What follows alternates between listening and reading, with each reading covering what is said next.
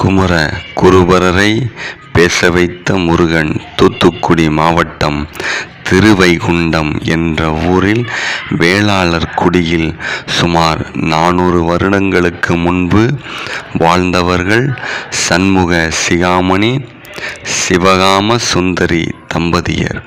இவர்களுக்கு நீண்ட காலமாக குழந்தை பாக்கியம் இல்லை. அவர்கள் தொடர்ந்து முருகப்பெருமானை பூஜித்து வந்தனர். இதையடுத்து முருகன் அருளால் அவர்களுக்கு ஆண் குழந்தை பிறந்தது.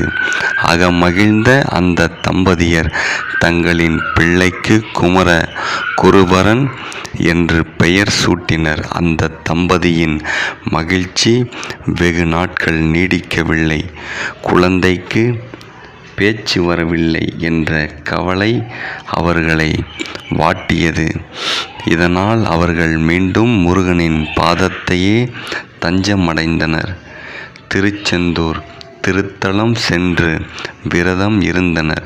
44 நாட்கள் தொடர்ச்சியாக விரதம் இருந்தனர். 44வது நாளில் முருகப்பெருமானே அர்ச்சகர் வடிவில் வந்து குழந்தையின் நாக்கில் சடாட்சரம், அதாவது சரவணபவ எழுதி நாளை காலை விஸ்வரூப தரிசனத்தில் என்னை வந்து தரிசனம் செய் என உத்தரவிட்டார். சிறு பிள்ளையான குமரகுருபரர் மறுநாள் காலை தன் தாய் தந்தையரை எழுப்பி விஸ்வரூப தரிசனத்திற்கு செல்லலாம் அப்பா அம்மா, வாருங்கள் வாருங்கள் என்றான். தங்கள் பிள்ளை பேசுவதைக் கண்டு தாயும் தந்தையும் அகமகிழ்ந்து போயினர். குமரகுருபரர் முருகன் அருளால் பல அற்புதங்களை செய்து பின் காசி யாத்திரை சென்றார்.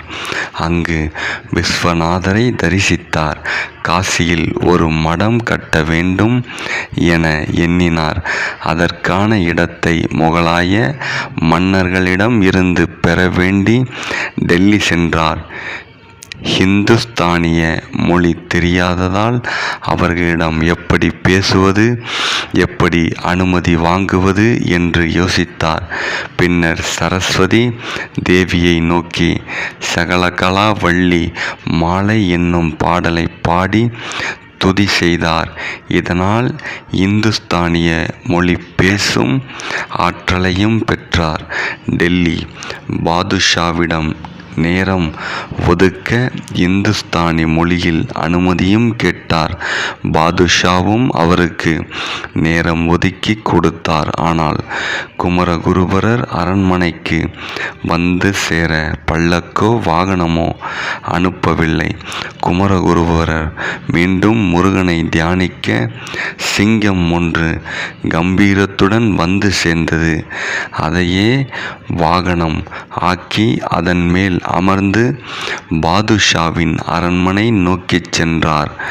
குமரகுருபரரின் மகிமை அறிந்த சுல்தான் தங்களுக்கு என்ன வேண்டும் என்று கேட்க, காசியில் கேதாரிகாட் பகுதியில் ஒரு இடம் வேண்டும் என்று கேட்டார்.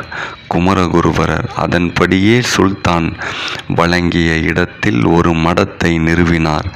அதன் அருகில் புதைந்து கிடந்த ஒரு பழமையான சிவலிங்கத்தை மீட்டு கேதாரீஸ்வரர் என்ற கோவிலை அமைத்தார்.